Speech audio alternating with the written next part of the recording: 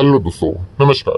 SMKC channel में मैं आप सभी का दिल से बहुत बहुत स्वागत करता हूँ। अगर आपने पहली बार विजिट किया है जरूर चैनल को सब्सक्राइब कर लेना। सब्सक्राइब करने के साथ साथ बेल आइकन को हिट करके ऑल भी जरूर सिलेक्ट करके रख लेना। ठीक है दोस्तों, अभी हम लोग आ चुके हैं बिल्कुल हमारे नॉर्मल स्क्रीन के ऊपर। एंड दोस्तों आज का टॉपिक अगेन इंटरेस्टिंग टॉपिक यहाँ पे होने वाला है। मतलब देखिए, मार्केट की अगर हम लोग बात कर ले दोस्तों, तो काफी लोग क्या करते हैं, मिसअंडरस्टैंडिंग का भी शिकार हो जाते हैं। मिसअंडरस्टैंडिंग बोल सकते हो, मिस इंटरप्रिटेशन भी बोल सकते हो, या फिर हिंदी बहुत ही सरल रहेगा समझने के लिए, गलत फहमी।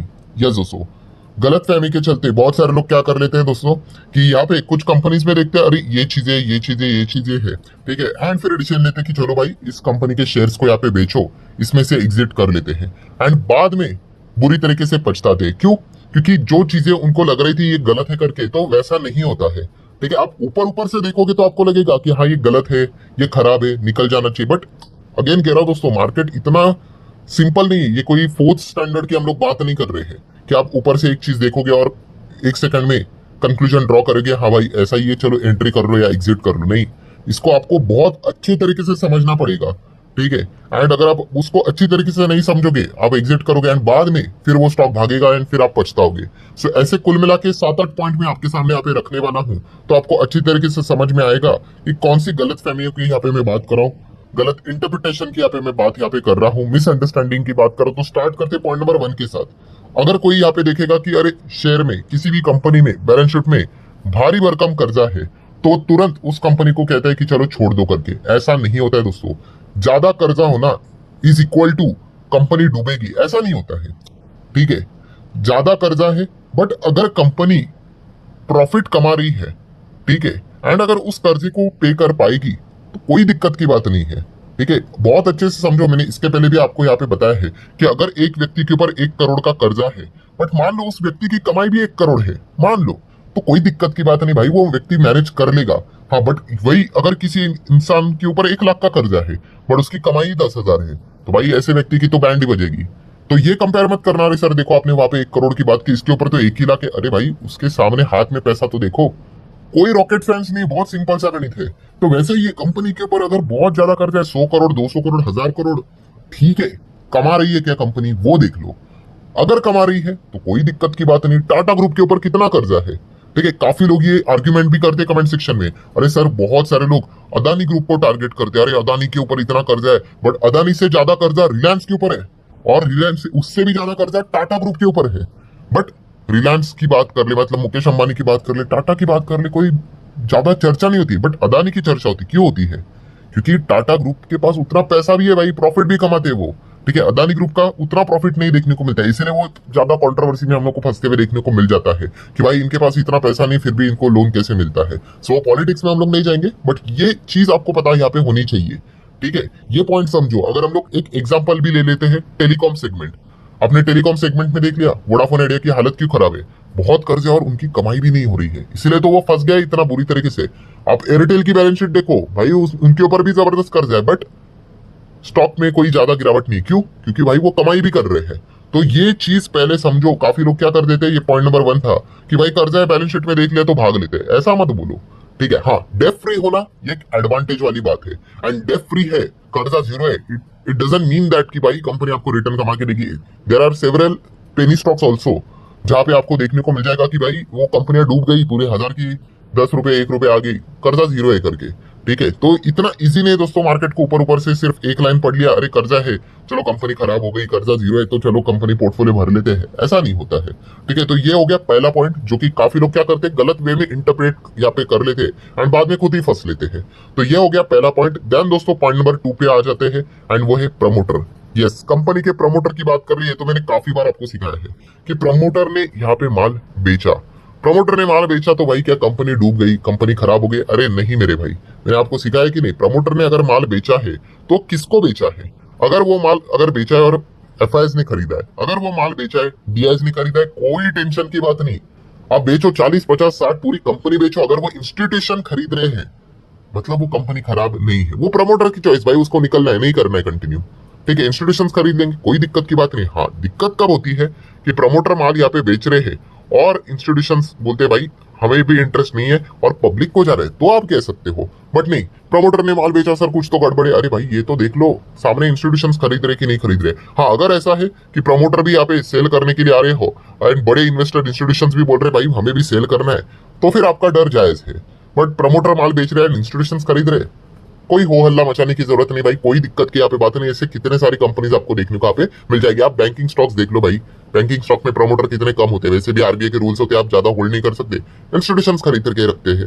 तो ये पॉइंट भी आपको पता है यहाँ पे होना चाहिए। सो ये मत सोचना भाई प्रमोटर बेच रहे निकलो निकलो निकलो करके, चेक कर लो इंस्टीट्यूशंस खरीद रहे, सो आपको कोई ज्यादा टेंशन लेने की जरूरत है नहीं। पॉइंट नंबर 3 की अगर हम लोग यहाँ पे बात करेंगे दोस्तों, अगेन प्रमोटर की बात करेंगे। प्रमोटर होल्डिंग में कौन सा, प्लेजिंग। यस, प्लेज मतलब गिरवी की अगर हम लोग यहाँ पे बात कर ले तो ये भी अगर देखा गया, काफी लोग क्या करते हैं, अरे प्रमोटर यहाँ पे प्लेजिंग है, चलो चलो चलो खराब हो गया, एग्जिट कर लो करके। ऐसा नहीं है। प्रमोटर प्लेजिंग मतलब क्या होता है दोस्तों, आप समझ कर देख लो कि उनको कर्जे की यहाँ पे रिक्वायरमेंट है, ठीक है, एंड बिजनेस को बड़ा बनाने के लिए भी आपको कर्जा चाहिए ही, तो यहाँ पे होता है। तो सबसे कीमती असेट क्या होता है भाई, शेयर ही तो गिरवी रखने पड़ेंगे। एंड खास करके जो छोटी कंपनियां होती, छोटी कंपनियां भाई, उनके पास तो अपने शेयर्स गिरवी रखने के अलावा और कोई चारा ही नहीं होता है, ठीक है। उनके पास थोड़ी ना इतना बड़ा प्लांट मशीनरी, इतना कोई बड़ा असेट आ गया कि वो गिरवी रख दे करके, ठीक है। तो प्रमोटर प्लेजिंग भी अगर है, इट डजंट मीन दैट कि कंपनी वाहियाती हो गई करके, ठीक है। अगर मान लो प्रमोटर प्लेजिंग सर 60-70% है, बहुत रिस्की है, बट अगेन इसका अर्थ ये टैग नहीं लगा सकते हम लोग अरे कंपनी धोखेबाज है करके। अरे नहीं भाई, हाँ वो बहुत ही ज्यादा रिस्क लेकर बिजनेस कर रही है, हम ये जरूर कह सकते हैं, ठीक है। बट ये कहना कि भाई कंपनी खराब है, वाहियात है, ऐसा नहीं होता है। रिस्क काफी है, इतना हम कह सकते हैं। फिर वो आपकी कॉल है, उसमें जाना है नहीं जाना है करके, तो वो आपको यहाँ पे पता है, यहाँ पे होना चाहिए, ठीक है। तो ये पॉइंट भी आप लोग क्या कर सकते हो, जरूर नोट करके यहाँ पे चल सकते हो। नेक्स्ट अगर हम लोग बात करेंगे पॉइंट नंबर 4, बट उससे पहले अगर आपको वीडियो इन्फॉर्मेटिव लग रहा है, आप जरूर इसको चाहे तो लाइक एंड शेयर कर सकते हो। आपके लाइक के कारण मेरा भी मोटिवेशन बढ़ जाता है। PE ratio, yes, price to earning ratio. अभी जिनका फाइनेंस का बैकग्राउंड नहीं ना, तो इनका पीई रेशो का जो फॉर्मूला है ना, बहुत ही वो इजी समझ लेते हैं। कौन सा, कि पीई रेशो ज्यादा है मतलब कंपनी ओवर वैल्यूड है, पीई रेशो बहुत ही नीचे है तो कंपनी अंडर वैल्यूड है।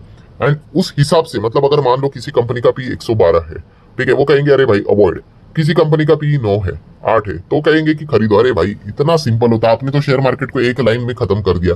सोच कर देखो एक सेकंड के लिए, इतना सिंपल होता तो भाई हर कोई यही कर लेता है। बाकी चीजें देखने की जरूरत नहीं, चलो देख लो पी फॉर्मूला डाल दो, पी विलो 10 वाले कौन सी कंपनियां खरीद लो। ऐसा नहीं होता है मेरे दोस्तों, ठीक है। अगर किसी कंपनी का पीई अगर 1000 के ऊपर भी है ना, ठीक है, तो भी वो कंपनी कमाल की हो सकती है। इनफैक्ट हम लोगों ने ऐसे कितने सारे एग्जांपल देखे हैं, ठीक है। अभी पीई अगर मान लो 1000 है, क्या वो पीई नीचे नहीं आ सकता? क्या वो पी 100 तक नहीं आ सकते? क्या वो पी 10 तक नहीं आ सकता? आ सकता है। कैसे? तो दोस्तों आप सभी लोगों को पता है, कंपनी अगर ग्रोथ लेकर आती है अपने बिजनेस में एंड उस चीज के चलते अगर कंपनी बहुत भयंकर मात्रा में अगर प्रॉफिट कमाती है, बहुत बड़ा प्रॉफिट कमाती है, तो कंपनी का पीई नीचे आ जाता है, ठीक है। पी रेशो का फॉर्मूला क्या है? मार्केट प्राइस पर शेयर, जो शेयर प्राइस है, divide by EPS, earning per share. Earning मतलब क्या? बॉटम लाइन, ठीक है। नेट प्रॉफिट के बाद नीचे क्या होता है? ईपीएस ही तो हम फाइंड करते हैं। ईपीएस में भी क्या होता है? फॉर्मूला क्या है ईपीएस का? नेट प्रॉफिट ना, नेट प्रॉफिट से प्रेफरेंस डिविडेंड हटा देते हैं and divide by number of equity share करेंगे तो ईपीएस मिल जाता है। सो ईपीएस अगर बहुत भारी मात्रा में अगर बढ़ेगा तो ऑटोमेटिकली पी नीचे आएगा। और ईपीएस कैसे बढ़ेगा? अगर कंपनी बहुत बड़ा बिजनेस करती है, बहुत बड़ा कॉन्ट्रैक्ट लेकर आती है, रेवेन्यू बहुत बड़ा बढ़ जाता है, प्रॉफिट बढ़ जाता है, कंपनी का ईपीएस अगर बढ़ जाता है तो आपका पी रेशो भी नीचे आएगा। सो मतलब क्या है दोस्तों, अगर किसी कंपनी का पी रेशो अगर 1000 भी है तो ये चेक करो कि क्या कंपनी में वो काबिलियत है कि कंपनी बड़ा कॉन्ट्रैक्ट लेकर आएगी, जिस चीज के चलते कंपनी बड़ा प्रॉफिट कमाएगी। एंड बड़ा प्रॉफिट कमाया तो बड़ा ईपीएस हो गया, बड़ा ईपीएस हो गया तो ऑटोमेटिकली जो पी आपको 1000 का देखने को मिल रहा है, हो सकता है वो 100 पे भी आ जाए और बिलो 100 भी चला जाए। और ऐसे हम लोगों ने काफी सारे एग्जाम्पल देखे हैं, ठीक है। चाहे हम जियो फाइनेंशियल की बात कर ले या फिर जेनटेक की बात कर ले, ट्रेंट लिमिटेड की भी बात कर ले। ट्रेंट लोग तो अभी आज की बात कर रहे हैं, आप जाकर ट्रेंट का पुराना पी देख लो, जेनटेक का पुराना पी देख लो। ऐसे बहुत सारी कंपनी जो ग्रोथ ओरिएंटेड कंपनी होती है ना, उनमें ये पीई हम लोग को हमेशा हायर लेवल का ही देखने को यहाँ पे मिल जाता है। क्यों? क्योंकि लोग पहले से ही बाइंग कर लेते हैं कि ये कंपनी बहुत बड़ा बिजनेस करेगी, तो शेयर प्राइस बढ़ते रहता है, अर्निंग तो बड़ी भी नहीं होती है, ठीक है। तो ऑटोमेटिकली पी 100, 200, 300, 400, 500 तक चला जाता है। एंड बाद में कंपनी बड़े कॉन्ट्रैक्ट लेकर आती है, बड़ा प्रॉफिट करती है, बड़ा ईपीएस आता है, तो जो डिनोमिनेटर है ईपीएस वो यहाँ पे बढ़ जाता है तो पी नीचे आता है, ठीक है। ये समझने के लिए भाई आपको टाइम लगेगा। अपने मार्केट में अभी अभी कदम रखा है तो ये बाउंसर भी जा सकता है, बट प्लीज ऐसा फॉर्मूला मत बना लेना कि higher the P is equal to खराब the stock and lower the P मतलब बहुत अच्छा स्टॉक, ठीक है। आप भाई जिन कंपनीज में ग्रोथ ही नहीं, मरे हुए कंपनीज में चले जाओगे जहाँ पे 8-9 का ही पीई चल रहा होगा तो। ठीक है, तो ये भी पॉइंट आपको अच्छे से पता है यहाँ पे होना चाहिए। ये भी क्या होता है, एक गलत फहमी होती है लोगों में। पॉइंट नंबर 5 की अगर बात कर ले, लार्ज कैप। भाई लार्ज कैप में तो पैसा बनता ही नहीं। अरे भाई कौन बोला आपको, लार्ज कैप में भी पैसा यहाँ पे बनता है। लार्ज कैप में अगर ग्रोथ रहेगी दोस्तों, कंपनी अगर कुछ यूनिक करती है, ग्रोथ ओरिएंटेड सेगमेंट में चली जाती है, लार्ज कैप भी आपको पैसा बनाकर दे सकता है। ठीक है, एंड अगेन अगर किसी कंपनी में ग्रोथ नहीं है, वो चाहे फिर स्मॉल कैप हो फिर मिड कैप हो, तो भी आपका पैसा नहीं बनेगा। सो ये जो गलत फहमी आपने, अरे लार्ज कैप में कुछ नहीं बनता है करके, ऐसा कोई नहीं होता है भाई। ठीक है, मार्केट है, मार्केट में कुछ भी होता है भाई। लार्ज कैप भी आपको भयंकर रिटर्न दे सकता है, लार्ज कैप भी डूब जाता है, जीरो हो जाता है। ठीक है, तो ये समझो ये मार्केट है भाई। ठीक है, तो ये जो गलत इंटरप्रिटेशन आप जो लेकर चल रहे हैं कि लार्ज कैप में तो बड़ा पैसा नहीं बनता, ऐसा कुछ नहीं है। सब कुछ खेल ग्रोथ का होता है। अगर वो कंपनी में ग्रोथ है तो वो मिड है, लार्ज है, स्मॉल है, वो आपका पैसा बना कर देगी। ग्रोथ ही नहीं है तो फिर मिड जाओ, स्मॉल जाओ, माइक्रो जाओ, नैनो जाओ, वो कई सालों के साल वही पड़ी रहेगी। पॉइंट नंबर 6 की बात करेंगे, थोड़ा एडवांस लेवल की बात करूंगा, समझने के लिए मुश्किल यहाँ पे हो सकता है। एंड वो दोस्तों चीज है लॉस वाली कंपनी। यस, अगर कंपनी घाटे में है मतलब वो कंपनी खराब है, ऐसा नहीं होता है। चेक करना होता है भाई कि क्या वो कंपनी कमबैक कर पाएगी। ठीक है, ये चेक करना होता है। टर्न अराउंड क्या कंपनी कर पाती है या नहीं। इमोशनली मैं बात नहीं कर रहा हूं। जैसे ये मैं बोलूंगा ना, कुछ लोग तो एकदम ही कमेंट सेक्शन ही भर देंगे, यार आप तो इस कंपनी मतलब XYZ कंपनी के खिलाफ ही बात करते हो। हाँ, वो तो अभी लॉस में, अभी आप बोल रहे कि लॉस है तो ऐसा नहीं। अरे भाई उस कंपनी की स्टोरी देखो ना टर्न अराउंड की।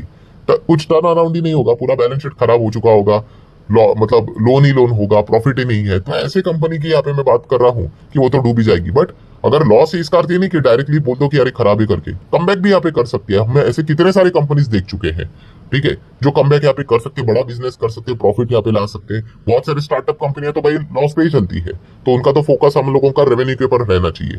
ठीक है, तो ये वाला भी एक थोड़ा एडवांस लेवल का पॉइंट है जिसको आपने अच्छे से स्टडी करना चाहिए। आखिरी 7th number point, dividend. Yes sir, company dividend नहीं दे रही है या फिर बोनस बायबैक स्प्लिट डिविडेंड कुछ नहीं दे रही है, हाँ तो मत देने दो, क्या फर्क पड़ता है भाई। हमारा target bonus buyback split dividend नहीं, हमारा टारगेट हमेशा सीजी होता है। CG stands for capital gain. 100 का कंपनी 1000 कैसे हो जाए, हमारा पैसा वहां से 10 गुना कैसे हो जाए, ये हमारा टारगेट यहाँ पे होना चाहिए। ठीक है, डिविडेंड के लिए थोड़ी ना हम लोग यहाँ पे आए हैं। अभी ऊपर से रूल भी बदल चुके हैं, डिविडेंड का टैक्सेशन भी स्लैब के हिसाब से चला जाता है।